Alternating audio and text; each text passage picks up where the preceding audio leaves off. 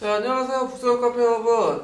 자, 오늘은 이제 그 저번 시간에 이어서 문제풀이 계속 이제 할 예정입니다.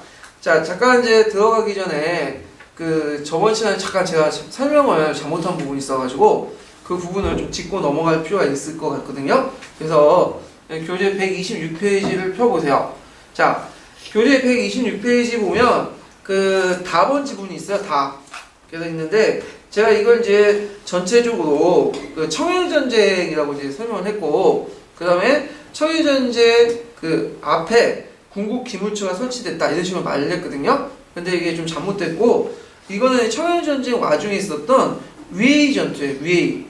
요동반도에 있는 위에이 전투인데, 이 위에이 전투는 1895년 1월달에 일어났거든요. 1월에서 2월달에 거쳐서 이제 일어났는데, 그래서 이제 이 위에이 전투 이전에 군국 기물처가 이제 설립이 됐죠. 예, 그래서 자 아까 이제 몇 페이지 보시냐면 130페이지 잠깐 보세요. 자, 130페이지 보면 그 동학농민, 갑오개혁, 청일전쟁 해갖고 연표가 있죠. 그러니까 동학농민하고 갑오개혁이나 청일전쟁이 동시다발적으로 이제 일어났어요. 근데 약간의 이제 시차가 좀 있긴 있는데, 자, 여기 보면 이제 그 청일전쟁이 1894년 6월 23일 날 일어났죠. 이제 청일전쟁 전쟁이 일어난 이틀 후에 6월 25일에 군국 기물처가 설치가 됐죠. 그러니까 이후의 사건이에요. 이후의 사건. 근데 이것을 청일전쟁 시작점을 보면 안 되겠죠. 청일전쟁이 이제 한참 중이었던 뒤에 여기는 안 나와 있지만 1895년에 1월달에서 2월달까지 거친 위에이 사건 가 관련된 거니까 이 군국기물처는 위에이 사건 이전에 관련된 사항이죠. 그러니까 이후니까 이게 틀린 거예요. 그래서 다른 뭐냐면 청일전쟁 시작점을 보지 말고 청일전쟁에 있었던 위에이 사건 이로 해석을 해야지만 이 문제가 이제 틀린 답이 되는 거죠. 네, 이렇게 이제 보시면 되고요. 자, 그러면 이렇게 좀 수정을 해주시고요. 교재 134페이지 넘어가죠. 27번 한국사 마지막 문제는 풀어볼게요. 자, 이 한국사 마지막 관련된 문제는 주로 한일협정을 둘러싼 여러가지 일어난 상황들을 이제 적어놨는데, 주로 이제 한일협정을 할 때 그게 반대가 심했죠. 이걸 6.3항쟁이라고 하죠. 보통 6.3항쟁이라고 하는데, 자, 그때 이제 고려대학교 학생들이 이제 데모를 하면서 민족적 민주주의를 장려한다는 그걸 이제 반포했어요. 자, 여기서 이 민족적 민주주의라는 말은 뭐냐면, 그 당시 이제 1963년에 대선을 할 때, 그러니까 이제 궁정이 끝나고, 대선을 할 때, 그때 이제 박정희가 내세웠던 게 뭐냐면, 민족적 민주주의예요. 그래서 이 민족적 민주주의를, 내용이 뭐냐면, 우리 민족 속에는 내재되어 있는 사대주의와 신민주의가 있고, 이걸 청산하기 위해서는 우리나라에 맞는 민주주의 형태가 필요하다. 그래서 이걸 통해서 쿠데타와 군사정권을 합리화시켰거든요. 자, 그래서 우리 민족에 내재되는 어떤 사대주의와 신민주의가 있기 때문에 그에 걸맞는 민주정치가 필요하다. 이렇게 이제 주장을 했는데, 자, 근데 이제 1964년에 갑자기 한일협정하고, 한일협정이 되게 굴욕적이었죠. 근데 이걸 보니까 그 앞에 1963년 대선에 내세웠던 민족적 민주주의라는 구호가 뭐예요? 완전 위선이죠? 왜냐면 이 한일협정 자체가 사대적이고 굴욕적이고, 근데 자기 스스로는 박정희가 뭐라고 내세웠어요? 이런 걸 없애기 위해서 민족적 민주주의를 내세웠잖아요. 그래서 그 당시 고대 학생들이 이제 한일협정을 비판하면서 그 당시 이제 항소를 불태웠어요. 그걸 발표하고, 항소는 이제 공화당을 그때 상징하고 있거든요. 항소를 불태우고 그때 민족적 민주주의를 장려한다는 선언을 하면서 박정희 정권의 위선, 그다음에 사대적, 구족적인 어떤 한일 회담 같은 걸 이제 비판했죠. 자, 이 민족적 민주주의는 개념은 나중에 이제 유신 정부 때 무슨 개념과 연결되냐면 한국적 민주주의라는 개념과 연결돼요. 한국적 민주주의라는 건 뭐죠? 우리나라는 아직 서양같이 민주주의는 할 수 없다. 대내적으로 위기가 있고 사회적 조건이 다르기 때문에 우리나라대로의 어떤 민주주의가 필요하다. 그래서 유신 정권을 합리화시켰죠. 자, 이런 식으로 해서 이제 서로 연결된다는 걸 좀 기억을 해 두시면 되고요. 자, 그래서 그 관련된 내용들을 한번 보면요. 자, 기획을 보죠. 정부는 이 정책에 대한 반대를 탄압하는 중에 인민혁명당 사건을 일으켰어요. 자, 인민혁명당 사건이 뭐냐? 그걸 이제 주로 인혁당 사건이라고 하죠. 자, 인혁당 사건은 근현대에서 되게 중요한 사건 중에 하나예요. 예. 자, 그래서 보통 이제 박정희 정권이 이제 군사 쿠데타를 일으키고 이게 한 20년 동안 독재를 했잖아요. 그때 이제 여러 국민들 반발이 많고 저항이 많은데 이게 이제 저항이 일어날 때마다 요즘도 그렇지만 시국 사건 하나 터트려가지고 관심을 이쪽으로 돌리고 이렇게 이제 했거든요. 주로 시국 사건들이 뭐 일단은 빨갱이 사냥 같은 것들을 하죠. 그래갖고 이제 너 빨갱이다 해갖고 막 몰아세워가지고 이런 식으로 돌리는 시국을 돌파하는 수단으로 삼았는데 그때 이제 여러 사건 중에 뭐 동백리 사건도 있고 그중 인혁당 사건도 있는데 여기에서 이제 인혁당 사건만 좀 살펴볼게요. 자, 인혁당 사건은 1차 인혁당 사건하고 2차 인혁당 사건을 나눌 수 있어요. 여기는 이제 1차 인혁당 사건은 1964년에 일어났죠. 뭐 때문에? 6.3항쟁을 뭐냐면 진압하게 육사황쟁이 일어나니까 그 당시 이걸 좀 돌리기 위해서 다른 곳으로 그래갖고 그 내용을 보냐면 그 당시에 중앙정보부가 있었어요. 중앙정보부가 지금 뭐죠? 국정원이죠. 국정원 예전에 중앙정보부에서 그 당시에 그 간첩 사건을 조작을 했어요. 그래서 도해종이라든지 양충호 같은 사람이 이 사람이 평상시에 북계로부터 지령을 받고 남한의 간첩 활동을 하고 있다. 그래서 이 사람들이 이제 북한의 어떤 지령 안에서 각계각층에 있는 사람들 포섭을 해가지고 그 뭐냐면 당을 조직하고 인혁당이라는 당을 조직해가지고 그 나름대로 간첩 활동했다. 막 이런 식으로 조작을 해가지고 그때 이제 몇 명의 이제 그와 관련된 사람들이 잡아가고 간첩 사건을 조작을 했거든요. 근데 이제 이게 하도 너무 허황된 거니까 그 1심에서 그게 무죄 판결을 받았어요. 근데 이제 중앙정보부에서 이제 판사들을 위협하고 해가지고 그 당시 2심 때 그 뭐냐면 그 사건 그 대부분 사람들 징역이나 집행유예를 이제 선고했거든요. 근데 원래 그 구형보다도 그 검사들이 내린 구형보다 좀 낮게 내렸는데 하여튼 그래도 나름대로 소기의 목적을 달성했던 사건이에요. 자, 근데 이제 1차 인혁당 사건이 끝난 후에 2차 인혁당 사건이 그 한 십몇 년 뒤에 일어났어요. 제가 정확한 연도는 잘 모르는데 이게 아마 1973년인가 74년인가 그럴 거야 아마. 네. 그때 일어났는데 그때는 무슨 정권이었죠? 유신 정권 아래였죠. 그래서 유신 정권 아래에서 막 이제 탄압을 하니까 그 당시 이제 야당 인사들이나 이런 사람들이 막 들고 일어났어. 그러니까 이들을 이제 탄압하기 위해서 제2차 인혁당 사건을 조작을 했죠. 또 그래서 예전에 잡혔던 도해준과 양충원을 다시 엮어가지고 이들이 인혁당이라는 것을 만들어 놓고 이 실체가 없어요. 인민혁명당은 없고 그 당시 이제 민청학령이 있어요. 이 민청학령은 이제 그 대학생을 중심으로 한 지식을 중심으로 한 어떤 반정부 조직이었거든요. 예, 그걸 이제 인혁당이 국회의 지령을 받고 그 민청학령을 만들어가지고 조직을 했다. 그래서 우리나라의 어떤 파괴를 하려고 했다. 간첩 사건을 크게 이제 조작을 했죠. 근데 이제 민청학령에서 이제 잡아갔던 사람 중에 이 인혁당 사건 관련돼서 잡아갔던 사건 중에 좀 유명한 사람들은 나중에 비난이 너무 많아지니까 풀어줬고 이제 이름이 없는 이런 사람들 있죠. 이런 사람들이 엮어가지고 사형 판결을 받았어. 사형 판결을 간첩죄로. 근데 이제 그 간첩죄를 받고 사형 판결을 받으면 지금은 사형을 안 시키죠. 근데 예전에 사형을 시킬 때도 보통 짧으면 6개월, 길으면 한 2, 3년 동안 안 시켰거든요. 유예기가 있었는데 사형 판결 국보로 48시간 내에 이 사람들이 전격적으로 사형이 됐어요. 뭐 그 재심을 뭐 올려가지고 하기 전에 1심만 딱 받고 그래서 보통 이제 국제사법회의에서는 이걸 사법살인이다.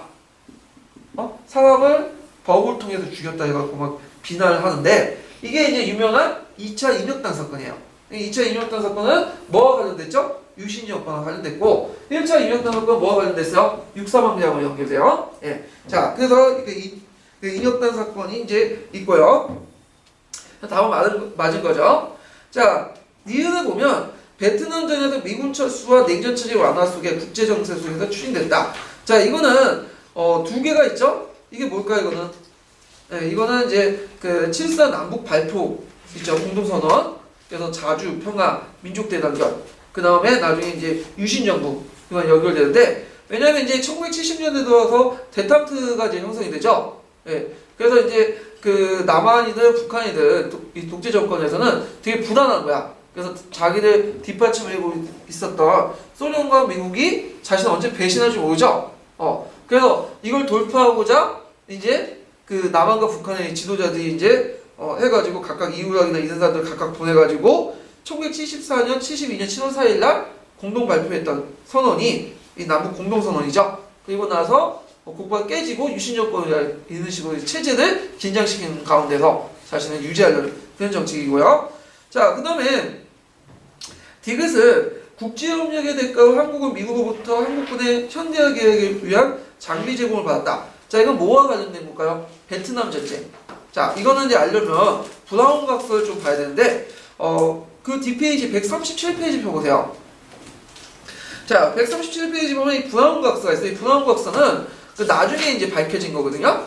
그래서 이거는 좀 비밀 각서죠. 비밀 각서인데 행정 각서인데 그때 이제 한국군이 그 베트남에 파견한 대가로 그 베트남에 파견된 그 한국군의 장병들의 월급을 미군이 대주고 그 다음에 또 추가 공사 같은 것들 있죠. 이런 것들을 또 해주고 그 다음에 또 탱크나 아니면 기관총이나 이런 것들을 이제 제공해주고 현대화 작업을 해주고 자 이런 내용들 쭉 적어놓고요.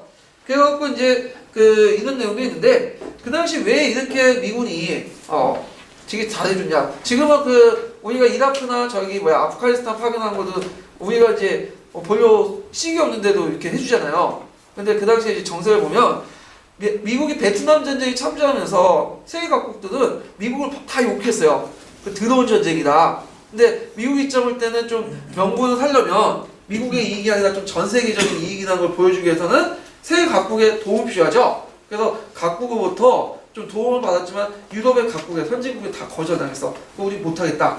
그래가지고 이제 주로 후진국들을 데리고 했는데 그래도 이 후진국 중에 좀 약간 명색이 좀 큰 나라가 한국이었어. 그래서 이제 한국을 가지고 이제 와서 좀 도움을 달라 했더니 그때 이제 박정희도 고려를 했겠죠. 괜히 보냈다가 뭐 중동 나라하고 여러 나라들로부터 따돌림 당할 수 있고 요까지 바가지를 얻는데 뭔가의 대가를 더 받아야 되겠다. 그래서 처음에는 정식 군대를 보내려고 한 게 아니라 그 예전 6.25 전쟁처럼 저기 그 공산당군이 뭘 파견했어요? 중국 공산당이 의용군을 파견했죠. 영생. 우리도 퇴직한 군인들이 지금 실업자들이 많은데 이들을 의용군으로 파견해가지고 돕자. 그러니까 의용군은 국가 차원이 아니라 이거는 민간이 자발적으로 조직하는 형식으로 보는 게 좀 약간 국제사회에서도 여론이나 이런 것들 감안해서 좋지 않느냐. 자 이렇게 했는데 그럼 미국의 입장일 때 그건 마음에 안 든다는 거야. 정식 군대를 파견해라. 근데 이제 그 박정희가 이제 미국에 계속 압력을 받으니까 파견은 해야 되겠는데 몸값을 높여야 되겠죠. 그래갖고 근데 이제 국내 여론을 이용하려고 했는데 오히려 야당은 보내라고 또 난리예요. 그러니까 야당이 반대할 줄 알았더니 오히려 찬성하고 있는 거야. 그래서 그 옆에 이제 충북이었던 이우락을 시켜가지고 너가 좀 한번 반대 목소리를 좀 내라. 그래서 이우락과 그 일파들이 모여서 반대를 막 하기 시작했죠. 안 됩니다 막 하면서. 그러니까 이제 이걸 기회로 해갖고 미군한테 협상하죠. 우리 너무 반대가 심하다. 반대가 너무 심하니까 반대를 뭐가 무마할 수 있는 큰 선물을 우리한테 줘야지. 그걸 보낼 수 있는 거 아니냐. 그래가지고 이제 미군이 급한 건 누구예요? 미군 쪽이죠. 그러니까 미군이 그걸 가만히 있으니까 그게 좋다 해갖고 선물을 줬어요. 그래서 뭐 현대화 장비도 주고 그 다음에 막대한 돈도 주고 그 다음에 건설할 때 수주권도 주고 그런 식으로 이제 박정희가 타낸 거죠. 근데 이제 그 박정희가 독재는 한 건 잘못된 건데 외교수는 좀 뛰어난 것 같아요. 네, 이런 식으로 이제 얻어낼 걸 다 얻어냈는데 하여튼 이게 이제 브라운 각서죠. 그래서 우리나라 그때 이제 한 5만 정도의 병력을 파견했죠. 자, 하여튼 이런 한인협정과의 베트남전은 우리나라에 뭘 제공했죠? 네, 경제적인 어떤 그 발전의 대가, 원동력을 이제 종잣돈을 제공했죠. 자, 그 다음에 이제 리을을 보면 한일합병 및 그 이전의 한일 간의 모든 조약, 이 협정은 무효인가 동시에 대한민국은 한반도의 유일한 합법정부임을 확인하는 결과를 가져왔다. 자, 이거는 조약 내용을 이제 봐야 되겠죠. 잠깐 몇 페이지를 펴보시냐면 그 뒤에 이제 그 138페이지를 펴보세요. 자, 138페이지 있는데 참고로 한일 기본협정과 그 관련된 부속조약 원문은 한동안 공개가 안 됐어요. 공개가 안 됐다가 이게 한 2, 3년 전에 공개가 됐어요. 전문이 2, 3년 전에. 왜냐면 그 전까지는 주로 공개가 전문이 공개된 게 아니라 요약본만 공개됐다가 전문이 2, 3년 전에 하도 말이 많으니까 그때 이제 공개가 됐는데, 자, 하여튼 그 요약본을 보면 양국 간의 외교 영사관계를 개선하고 대사급의 외교 사절을 구현한다. 그 2번이 관련된 내용이죠. 자, 1910년 8월 22일 날, 8월 22일 날 뭐, 어떤 날이죠? 1910년 8월 22일 97 한일합병한 날이죠. 자, 이전에 대한제국과 일본 사이에 체결된 조약 등은 모두 이미 무효임을 하게 된다. 자, 근데 여기서 이제 문제가 생긴 거야. 자, 아까 전에 우리 측은 이걸 어떻게 해석했냐면 아까 언급한 것처럼 한일합병과 그 이전에 한일 간 모든 조약을 무효로 이렇게 해석을 했는데, 이것이 이제 그 일본 측은 또 다른 시점으로 해석해요. 이게 뭐에 문제가 있냐면,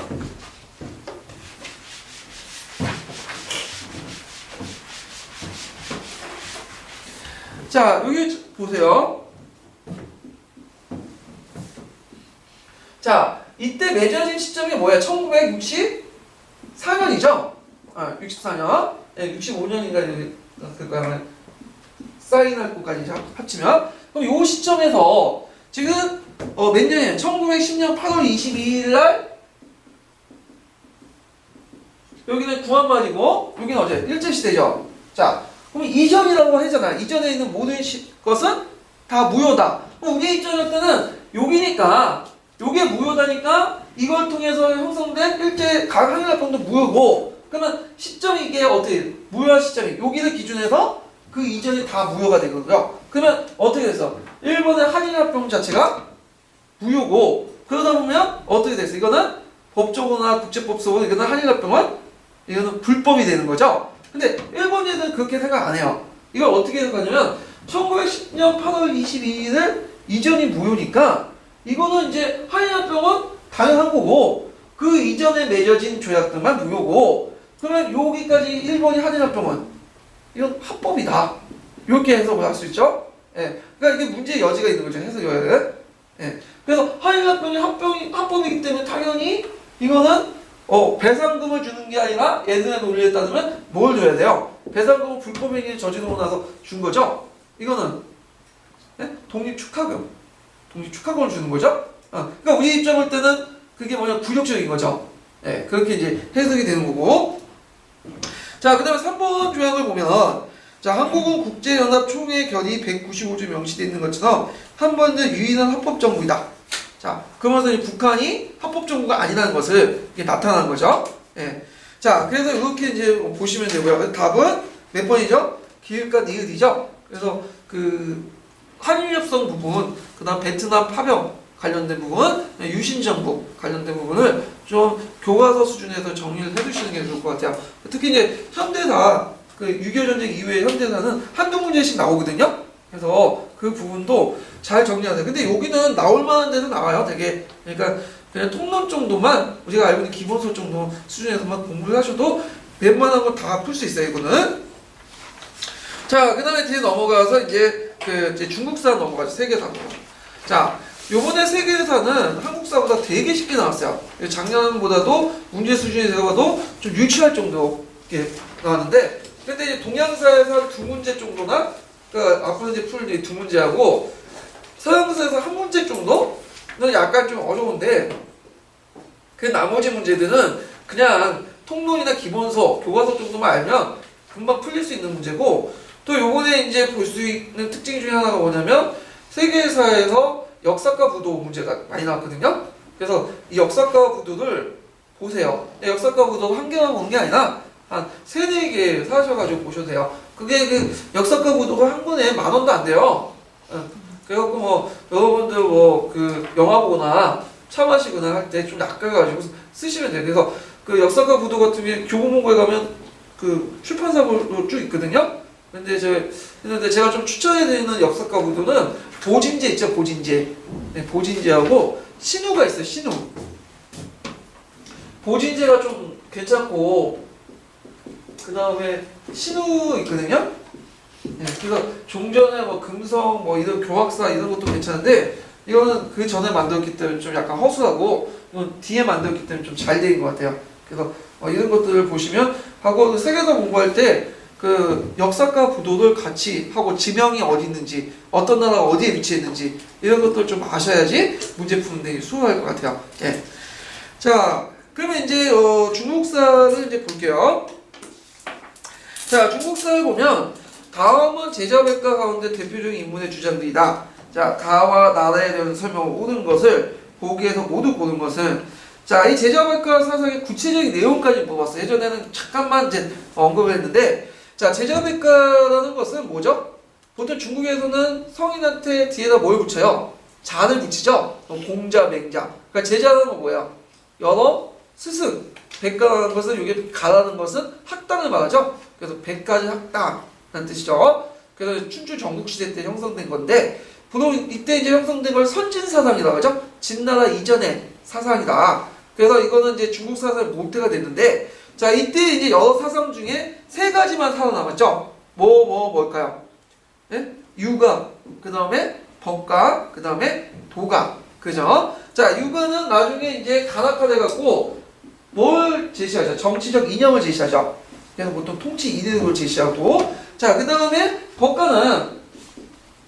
법가는 진시황을 외에는 이제 거의 표면적으로 드러나지 않지만 실질적으로 정치나 경제 이건 이념을 제시하고 이거는 운영 원리를 제시하죠. 그러니까 겉으로는 유가적인 것을 내오지만 실질적으로는 법가를 내요. 법가를.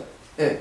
그 다음에 거기에다 이제 도교가 나왔죠. 노장사상이 나중에 도가가 되는데 이 도가는 그 당시 민간에서 이제 주로 하고 그 다음에 육아의 어떤 부족한 부분을 계속 끊임없이 보충을 해주죠. 그래서 육아 안에는 도가적 요소들이 많아요. 나중에 뭐 음양 오행설이나 뭐냐 도가가 좀 있지만 나중에 수통합됐죠. 그리고 도가의 노장사상 이런 것도 육아에 많이 보이게 돼요. 그리고 나중에 이제 플러스 돼갖고 이게 선진사상이고 나중에 이제 후한 때 들어온 사상이 뭐죠? 불교죠. 네, 그래서 이게 사상의 모태가 되고 유교, 도교, 불교를 통합을 해가지고 새로운 이학 종교를 만든 것이 뭐냐면 성리학이죠. 성리학. 네, 성리학. 그래서 이제 이렇게 이제 보시면 되는데 이때 이제 그 중국의 원 사상 뿌리 그 선진 사상의 뜻을 볼게요. 자, 그래서 이제 선진 사상의 그 내용들은 제가 잠깐 뒤에 보면 몇 페이지를 보시냐면 150페이지에서 이제 그 149페이지에서 155페이지까지 제가 이제 근데 제가 필기한 게 아니라 제가 옆에 이제 그 조회 시간에 보통 직원 조회 같은 걸 하거든요. 학교에서 우리 학교는 금요일 날 하는데 맨날 직원 소리만 해요. 그래서 선생님들 자주 와가지고 이제 참고서나 뭐 책 같은 걸 보고 있는데 옆에 윤리 선생님이 있더라고요. 그래서 보니까 괜찮아요. 요약본을 이걸 스캔해서 보여주면 괜찮을 것 같아. 그래서 제가 스캔을 해갖고 이제 올려놨거든요. 그래서 그 약간 도식화 시켜갖고 대충이라도 좀 아시면 괜찮을 것 같아서 적어놨어요. 네, 한번 보시고요. 자, 그러면 이제 그 가를 보죠. 자, 자신을 극복하고 예를 돌아가면 인을 하게 한다. 자, 이건 누굴까요? 이거는 공자죠. 인을 강조하는 사람을. 그 공자가 말할 인자는 이냐라. 그래서 인을 가진 사람은 진정한 사람이다. 그랬는데 인자는 인을 가진 사람은 그것이 꼭 사람이다 이런 뜻이죠. 자, 그래서 사람은 뭘 가지고 있다? 인을 가지고 있다. 마음속에. 인이라는 건 뭐죠? 네, 인이라는 것은 추구한 마음. 어떤 사람은 애틋한 마음, 사랑하는 마음 그런 것 뜻이죠. 그래서 인을 가지고 있는데 근데 세상이 너무 각박하고 하다 보니까 사람들이 어떻게 돼요? 자신의 본성이 인을 잊게 되죠. 그래서 인을 잊게 되기 때문에 뭐가 나오신 거예요? 고맙습니다.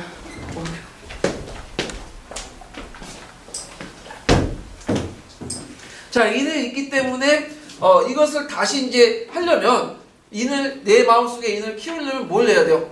예를 통해서 키우는 거죠. 그래서 예를 통해서 키우는데 이걸 뭐라고 해요? 극기복례라고 하죠. 네, 극기복례. 네. 자, 여러분들 뭐 윤리 시간에 다 배우셨을 거예요. 자, 그러면 인에 대한 구체적인 어떤 덕목으로서 뭘 강조하죠? 효와 재를 강조해요. 효와 재.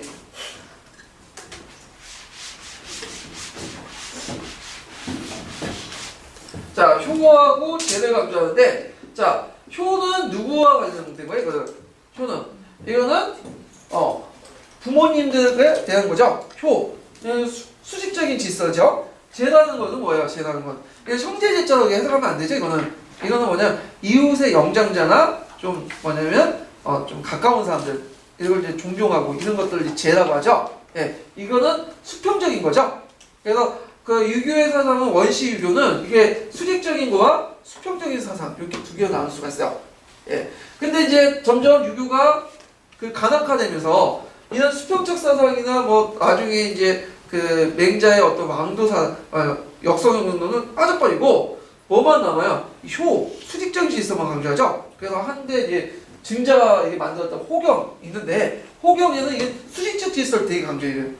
그리고 이거는 부모님에게 호를 하는 것처럼 누구한테 충을 해야 된다. 군주에게 충을 해야 된다. 그래서 충효를 강조하죠. 그러니까 유교의 원래 모습이 아니에요, 이거는. 근데 이제 만들어진 거고, 그러면서 이제 수직적인 질서를 강조하고, 이것이 제일 대표된 측이 효경이죠. 효경은, 증자가 만들어졌다고 하지만, 실제적으로는 한나라 시대 때 만들어진 걸로 알고 있는 책인데, 그러니까 우리가 이제 유교하면 충과 효만 생각하죠?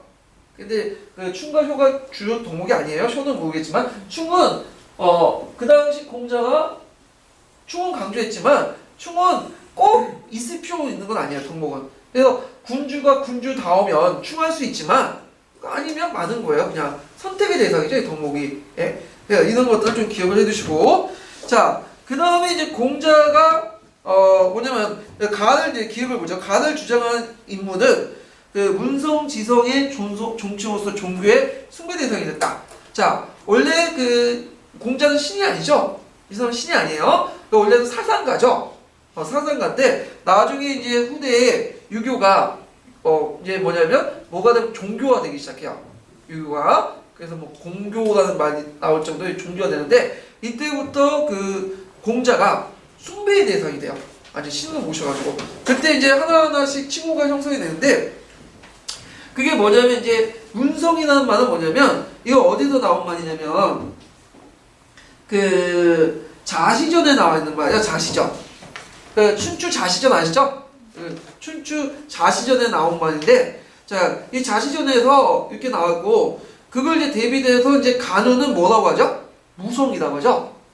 예, 간우 그 공자는 문의 최고이고 문성을 이룬 사람이고, 그에 대해 대비된 간우는 무성이라고 하죠. 무의 최고인 사람들 무성이라. 그래갖고 공자를 모신 사람을 뭐라고 해요? 공님이라고 하잖아.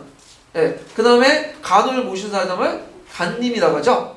예, 그때 님자가 수풀 님자가 붙으면 최고의 대우예요. 이거는 성인 군자에게도 보면 신의 대우를 받는 사람들을 보통 님을 붙여요. 그래서 곡부에 가보면 공님이 있죠. 예, 님이 붙으면 능보다 더 높은 거예요. 이거는. 예, 그래서 공님에 가보면 거기 그 안에 들어가는 입구부터 해가지고 공님 원래 그 공시지만의 무덤이거든요. 근데 여기 들어가면 역대와 황제들이 와가지고 여기를 참배하면서 기념비를 이렇게 막 세워놨어요. 되게 많이. 그래서 이걸 기념비가 수풀처럼 더 뒤엎는다고 해서 님자가 붙인 거예요. 님자가 수풀 님자. 그리고 갈님 아시죠? 갈님 간우의 모도 되게 많아. 그래서 간우나 그 당시 공자나 일종의 종교가 됐어. 중국에서는. 그래서 간우 같은 경우에 간우사당 있죠? 간우사당에다 뭐예요? 막 빌고 간우신한테 빌면서 복을 빌고 그러죠. 중국에서는. 최근에는 또 그 공자한테도 빌어요. 공자한테 빌고 뭐 시험 합격해달라. 대학교 뭐 진학 많이 좋은 대학교 진학해달라. 특히 이제 최근에 중국에서는 공자를 되게 강조하잖아요. 공자. 그래서 요즘에 이제 최근에 영화 만든다고 공자 만든다고 아바타 상영을 금지시키고 중국 내에서 다 내지고 공자를 본다고 막 했는데 우리나라도 이제 공자가 바뀌었는데 그 금방 내렸나 봐요. 재미가 없어가지고. 예. 하여튼 공자를 되게 강조해요. 중국에서는. 예전에 막 공자를 비난했던 사람들이 왜 그럴까요? 중국이 지금 추진하는 게 다민족 통일국가론이죠. 그러니까 민족을 가지고 통일할 수 없어. 구시점. 정통을 가지고 통일해야 되는데 구시점을 잡아야 되는데 정통의 대변자 누구죠? 동아시아 지도자인 공자 이 사람을 내세워갖고 통일하면서 공자를 이제 국가에서 되게 강조를 하기 시작하죠. 자, 하여튼 문성이라는 말이 있고 그 다음에 지성이라는 말은 어디서 나오냐면 그 지성성사도 사기에서 나온 거예요. 지성성사. 이거 사기에 있는 말이에요. 그래서 그 나중에 원나하실 때 그 뭐냐면 자시전에 나온 문성과 그 다음에 사기에 나온 지성성사에 나와서 사기에 나온 그게 합쳐져 갖고 공자를 문성지성이라고 해요. 예, 그 여러 이제 호칭들이 붙여지고 그래서 이제 종교의 숭배 대상이 됐어요. 자, 이렇게 좀 보시고요. 자, 나는 뭐냐면 이제 배우지 않고 만들지 않아도 사람이 있는 걸 성이라고 하고 배우거나 만들어지는 가능한 걸 위라고 한다. 자, 이게 성이라는 게 나오죠. 성이라는 것은 뭐냐면 학습되지 않고 타고난 천성을 말해요. 이 성이라는 개념은 순자가 처음 말한 건 아니고 예전에 공자부터 얘기를 했어요. 그래서 이제 이 성을 가지고 이제 그 뭐냐면 맹자는 뭐라고 하죠? 성서설. 원래 인간을 태어난 것은 착한 거다. 근데 이제 순자는 여러분도 알다시피 순학설이죠. 성학설. 그래서 그 맹자는 공자의 인을 계승했고 그 다음에 순자는 공자의 예를 계승했죠. 그래서 이제 성인데 자 원래 인간이라는 건 성을 가지고 있어. 그래서 성에는 그게 뭐가 있냐면 정이 있다는 거. 정이라는 것은 이제 그 기쁘고 슬프고 이런 것들 있죠. 보통 실정이라는 그런 것들이 있는데 이 정정치는 포출되면 어떻게 해요? 악한 거죠. 악한 거잖아. 그렇기 때문에 이거를 통제할 수 있는 마음 또한 우리한테 있다는 거야. 성 안에는. 이걸 뭐라고 하냐면 러나 능이라고 해요. 근데 이거는 후천적으로 학습을 해야지 길러졌어. 마음속에 내재돼 있지만 후천적으로 학습하지 않으면 나타나지가 않아. 그래서 이 러와 능을 후천적인 학습을 통해서 길러내야 되는데 이걸 뭐라고 하냐면 위라고 해요. 위. 그 다음에 이의 구체적인 내용을 뭐냐면 예라고 하죠. 예. 그래서 인간은 원래부터 악한 존재고 그리고 악한 존재인데 그걸 그대로 포착하면 안 되죠. 그래서 인간의 토론되어 있지 않지만 내재되는 러와 능을 잘 후천적인 행위를 통해서 위를 통해서 길러내고 그 위에 구체적인 내용으로서 예를 제시한 거예요. 예. 근데 이 예를 되게 강조하죠. 근데 예는 법보다 구별성이 클까요? 적을까요? 더 크죠? 왜냐면 법이라는 것은 우리의 인간행위 중에 일부만 통제를 하잖아. 근데 우리가 사회적 규범이란 예라는 거 뭐예요? 일부가 아니라 되게 넓죠, 범위가. 예. 그래서 법을 얼고도 살 수는 있지만 뭐냐면 사회적 규범을 어기면 왕따를 당하잖아요. 이거 되게 자의적이죠? 이런 것을 이제 좀 더 명확하고 그 다음에 좀 한정돼갖고 해석한 사람들이 법가죠. 예, 그래서 대개 이제 순자의 제자 중에 한비자나 이사들은 다 법가예요. 그러니까 그 순자는 예의가 학파상 유가에 속하지만 실질적으로는 뭐의 시조죠? 법가의 시조인 역할을 하는 기반을 만들었던 사람이 순자죠. 자, 그래서 이제 이렇게 했는데 여기 보면 나를 주장한 인물은 사상은 송대송량에서 성직리 이론의 기초를 이뤘다. 자, 근데 이거는 잘못됐죠. 이건 장제, 정호 이런 사람들이 많은데, 자, 이거는 좀 설명이 필요해요. 이거는 이제 그 공자 이후부터 이제 좀 설명이 필요한데.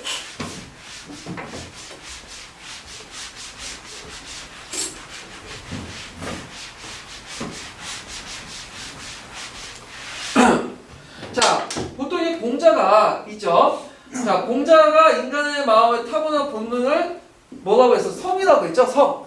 예, 성. 자, 성이라고 했는데 성이 옳은지 이게 나쁜 건지 얘기는 하지 않았어요. 근데 그 제자들이 이제 쭉 있는데 물론 직제자는 아니지만 맹자가 있고 그 다음에 누가 있죠? 순자가 있죠. 자, 맹자는 인간이 원래 있는 성을 뭘로 해석했어요? 예? 선서설로 해석했죠. 원래 인간은 착한 거다. 예. 그 다음에 순자는 뭘로 해석했죠? 성악설로 해석했죠. 근데 우리가 이렇게 주의할 것은 우리가 선의 개념을 악으로 여기잖아요. 근데 주의할 것은 우리 동양 정통사상에는 악이라는 개념이 없어요. 그러니까 선하다는 개념이 있어도 악이라는 개념이 없어. 여기는 악이라는 건 뭐냐면 선의 반대로 개념이 아니라 이거는 비선이에요. 비선. 왜? 선이 존재하지 않는다는 거야. 무슨 말인지 알겠죠? 선이 존재하지 않는다는 개념으로 지금 우리는 선과 악의 대립으로 이렇게 보면 안 돼. 그러니까 선이 존재하지 않기 때문에 원래 아무것도 없는 상태이기 때문에 이걸 인위적으로 이제 하면 뭐 할 수 있는 거야? 선 쪽으로 나갈 수 있는 거죠? 가능성을 봐야 돼, 가능성. 그래서 우리가 생각하면 악이라는 걸로 이렇게 해석하면 안 돼요. 동양의 정통사는 그런 게 없어요. 자, 하여튼 이렇게 했는데 나중에 이제 한나라 시대 때 야몽이라는 사람이 있어요. 야몽. 자, 필기 내용은 그 뒤에 부분에 있으니까 제가 관쳐서 얘기한 거예요. 이거는. 자, 야몽은 뭐냐면 인간에는 두 가지 면이 있다. 선한 면도 있고 악한 면도 있다. 이게 악이라는 건 비선이 없다는 거죠. 그러니까 그 비선 상태죠. 악한 면이 있기 때문에 두 가지를 동시에 봐야 된다. 되게 합리적이죠. 자, 그리고 나서 이제 이게 더 발전된 것이 이제 북송 때 보통 그 북송 때 보면 이제 송학이 발전되죠. 도학자들. 그러니까 이제 송학의 특징 같은 경우에는 이제 주로 유교 사상을 좀 유교적인 도리적인 측면에서 해석을 하죠. 도덕적으로. 자, 그래서 이 도학자도 하는데, 자, 이 사람들의 대표적인 사람 중에 이제 뭐냐면, 이걸 정말 송나라적인 한유라는 사람이 있어요. 송학의 이제 출발점이죠. 당나라 말기 때 사람인데, 한유가 이제 나오는데, 그 사람이 주장하기에 삼품설을 주장해요. 삼품설. 우리 인간에는 세 가지 풍습이 있다. 타고날 때부터. 어떤 사람은 선한 사람, 타고났고, 어떤 사람은 선악이 혼재한 상태에서 태어났고, 그 다음에 어떤 사람은 악만 있는 사람에서 태어났다. 이렇게 주장하죠. 이렇게 세 가지 풍수로 나눠요. 그래서 선한 사람은 좀 누구예요? 사대부 계층들이고, 그 다음에 선악 혼재는 보통 범인들. 되게 이게 두 부류고. 그래서 사대부들은, 선한 사람은 얘들을 뭐 어떻게 돼야 돼요? 교화를 시켜야 되겠죠? 이렇게 주장을 하고. 자, 그 다음에 이제, 송초에 들어가면서 이제 대표적인 장제와 정호가 있죠? 장제와 정호. 자, 장제는 기인원서로 이제 유명했던 사람인데, 장제가 말하기를, 우리 마음에는, 천지의 성과, 그런 기질의 성이 있다. 이렇게 주장을 해요. 그래서 천지의 성이라는 것은 본질적인 인간의 성이고, 그 다음에 그 기질의 성은 현실적인 인간의 성이다. 자, 천지의 성은 본질적으로 뭘까요? 맹자는 우리 인간은 선하다는 거예요. 선하다. 근데 살다 보면 현실적인 인간은 선한 모습만 보이는 게 아니죠. 기지의 성이라. 가성 가가 존재죠. 예. 자, 그리고 장제 외에도 이제 또 누가 주장했냐면 이제 정호라는 사람이 주장을 사욕은 개인적인 인심이고, 그 다음에 성은 우리가 배는 니다. 그러니까 보편적인 니가 성에 내재되어 있다는 거야. 원래 타고난 니가. 자, 이런 주장들을 이제 합쳐져가지고 여기 지울게요. 주자가 말하기를, 이런 사람들 주장해서 말하기를 뭐라고 주장했냐? 인간이라는 것을, 마음이라는 것을 뭐와 연결되죠? 성과 정이 있고, 그 성은 뭐와 연결돼요? 성은 본연지성, 그리고 정은 기질지성 나누고, 본연지성은 니, 정은 기. 그래서 원래 우리 타는 성질인데, 타고난 성이 있는데, 인간이 살다 보면 어떻게 되겠어요? 여러 가지 때가 끼고 그러죠? 그래서 이것이 발전하는 가운데 정이 되는데, 이것이 이제 선할 수도 있고 악할 수도 있다. 가성 가악한 존재다. 그래서 우리는 이걸 하기 위해서 선한 존재를 개발하기 위해서 존천지 서인용, 거인용, 원래부터 타고난 천리를 보존하고 거인용, 그 사욕을 깨끗이 없애야 된다. 이런 식의 주장을 하죠. 그러니까 이거는 주자가 처음 만든 게 아니라 예전의 사상들 다 이어받아갖고 자기가 생각을 한 거예요. 그러니까 어떤 철학이든 간에 어떤 사람이 특별하게 딱 만든 건 아니에요. 하여튼 그걸 이제 볼 때 여기에서 중요한 것은 그 서학서의 영향을 받은 게 아니라 주로 그 장제나 정호 같은 도학자들 아니면 맹자의 성서설. 그러니까 되게 맹자의 사상을 받다 보는데 그래서 모든 그 사람들은 중국 사상들이 그렇지만 인간은 원래부터 착하다. 그렇지만 그 너무 때가 세상의 때를 했기 때문에 선하지 않는 존재가 있다. 그래서 범인들은 이런 존재가 많은데 이걸 누가 교화를 시켜줘야 된다? 성인들이 사대부들이 교화를 시켜준다. 그런 신념을 갖고 있는 게 성리학의 주요 내용들이에요. 자, 그 다음에 다를 보죠. 자, 나라가 잡고 백성을 접어야 된다. 10가지, 100가지 노고가 있다 해도 쓰이지 않고, 배가, 마차가 있다 해도 타지 않고, 갑옷과 무기가 있다고 해도 쓰이지 않는다. 자, 이거는 누가 주장하냐면 노자가 주장, 노자의 도덕경에 나온 말이죠. 그래서 노자가 주장할 국가상을 뭘로 제시했냐면 소국가민론으로 제시했어. 소국가민론. 자, 소국가민론이란 뭐냐면 나라의 크기가 되게 작아야 돼. 그 백성도 되게 작아야 돼요. 그래서 어느 정도 작아야 되냐면 그 국가의 영토의 끝에서 끝까지, 그래서 끝에서 끝까지, 끝에서 있을 때 요 끝까지 여기 닭이 있어요. 닭이 울음소리가 요 끝에 들릴 정도. 그러니까 마을 단위의 조그만 그 총각국가 정도로 생각을 한 거예요. 왜 그렇게 이제 주장을 했냐면 너무 나라가 크면 이 나라 크게 움직이면 어떻게 돼요? 법이 필요하고 제도가 필요하고 뭔가 인정이 많겠죠? 근데 나라가 작으면 그게 필요 없겠죠? 그래서 소국가민론을 주장한 거예요. 노자 사상에 관련된 내용인데, 자, 하여튼 노자의 주장 이론은 그 보면 세자, 갑자, 뭐 항구, 당림이라는 부를 내지는 종교 등 이론적 단서를 제시했다. 자, 이거는 뭐와 관련된 거야? 이거는 그 당시에 이제 그 후한 말대 등한 한건적에 나올 때 내세웠던 구호죠. 한건적은 그 당시 황제 사상, 여기 황제라는 것은 그 3억 5제 때 그 5제의 황제죠. 노장 사상을 이제 신격화시켜갖고 뭐 불교, 불생 이런 것들을 강조했던 사상이죠. 자, 잠깐 이제 몇 페이지를 보시냐면 142페이지 보세요. 142페이지.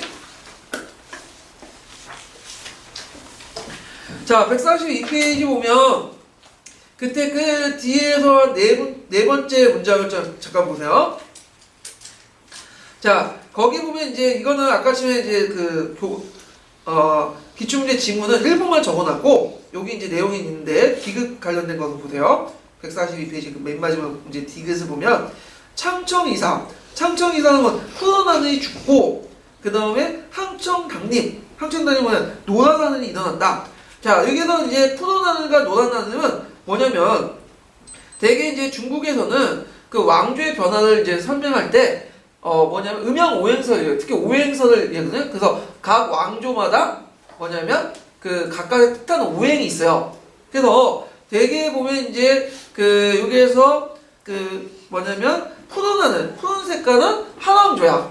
그 다음에 여기에서 새롭게 등장한 이제 왕조인 것은 황색이죠. 그래서 이렇게 그 한건적은 새로운 것을 왕조를 뜻하게 해서 자신을 뜻하는 것을 한건적 노란 두 번을 이렇게 쓰고 다니죠. 그래서 있는데, 자, 이거는 이제 보통 이렇게 설명하는 걸 보면 음양 그 상극설하고 음양 상생설이 있어요. 근데 중국에서는 음양 상극설을 가지고 설명을 하고 우리나라에서는 왕조 변화를 음양 상생설 가지고 설명하거든요. 근데 여기에서는 주로 이제 약간 특이하게 상극설이 아니라 상생설이에요. 예, 그 구체적인 내용은 제가 뒷부분에 다 적어놨으니까 그걸 읽어보세요 한번. 예.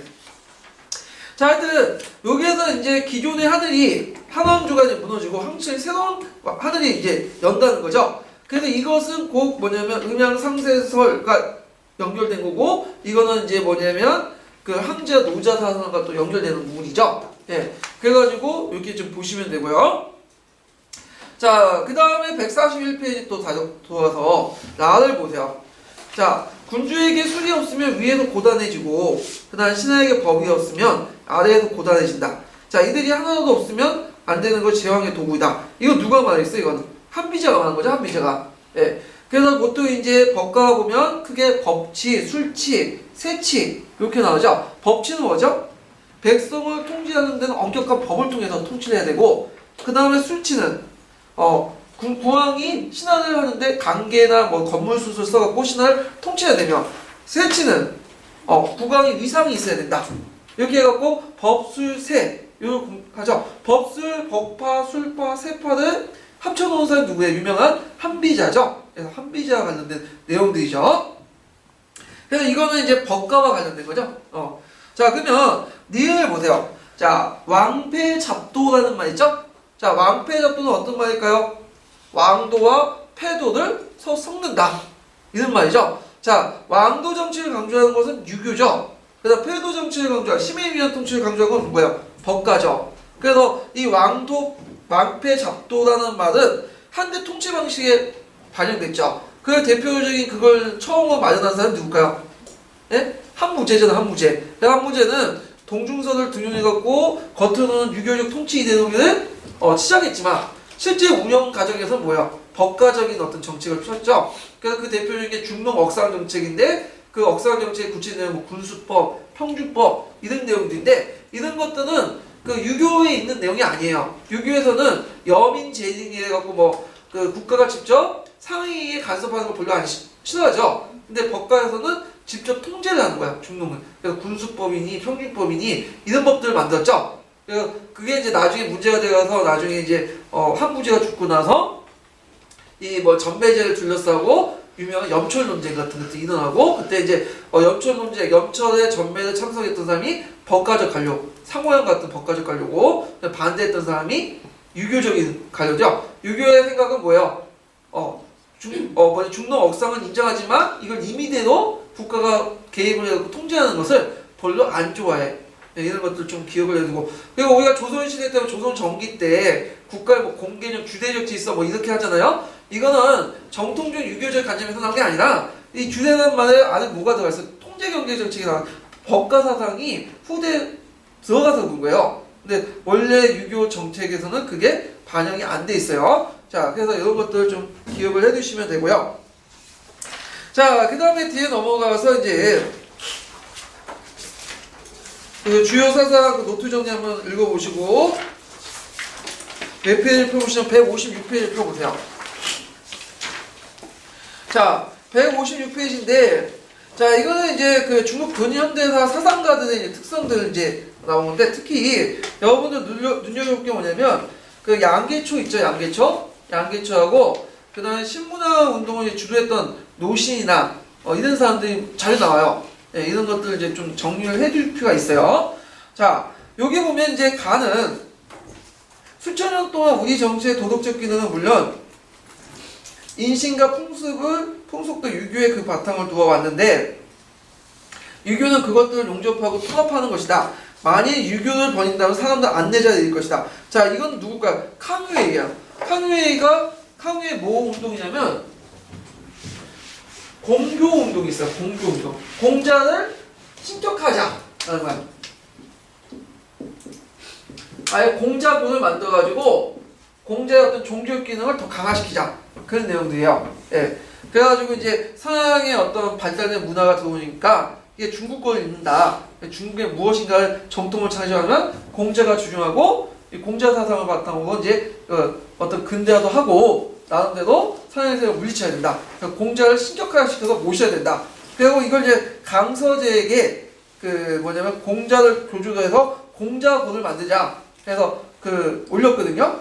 그래서 유교를 한국뿐만 아니라 종교적 성격을 더 강화시키자. 그 내용이에요. 근데 이것이 이 사람이 좀 약간 고집이 있어서 신해혁명 이후에도 계속 이런 주장을 하고 다녀요. 그러니까 그 당시에 그 지식인으로부터 되게 많은 비난을 받아요. 심지어는 그 제자인 양계차오 있죠? 양계초로부터 비난을 받아요. 양계초의 입장은 다른 생각을 가지고 있죠?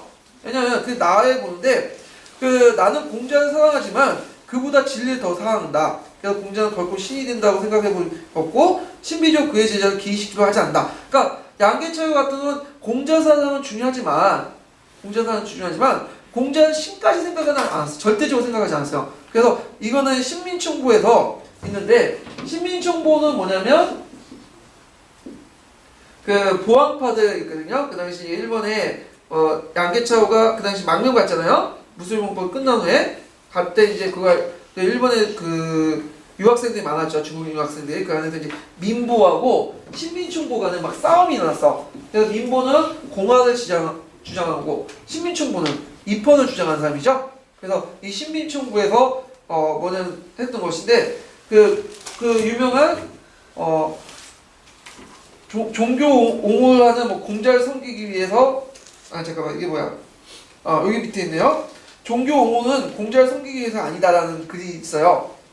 그래서 이제 밝힌 것인데 그 내용은 누구일까 하는데 지금 자기 스승이었던 나게차오를 아니야 저 누구야 그 카무이를 깐 거죠. 카무이 공공운동을 깐 거예요. 자, 그래서 그 내용들 이제 쭉 서술돼 있고, 자, 그러면 이 가와 나를 보죠. 가는 장슌이 주도하는 청황제 복위 운동에 적극적인 역할을 했다. 맞죠? 그래서 카무이는 그 당시 이제 어떤 생각을 갖고 있었냐면 대동서단 책에서 그 역사의 발전 단계를 세 단계 나눴죠. 거란세, 그 다음에 소강세, 그 다음 대동세 이렇게 이제 세 단계로 나누는데, 자 거란세는 주로 뭐예요? 입헌군주제를 해야 되고, 그 다음에 두 번째 단계였던 소강세 단계는 거란세 단계는 전제군주제, 소강세 단계는 입헌군주제, 그 다음에 마지막 태평세 이 단계는 누굴까요? 대동세 단계는 민주공화국. 그죠? 근데 우리나라 지금 중국은 대동사 단계가 아니고 어떤 단계로 인식을 했어요? 예? 소강세니까 이 소강세에 맞는 정치 형태가 어떤 거였다? 입헌군주제이기 때문에 입헌군주제 해야 된다. 이렇게. 그러면 입헌군주제가 있으려면 신해혁명의 성과를 부정할 수밖에 없고, 당연히 누가 존재해야 돼요?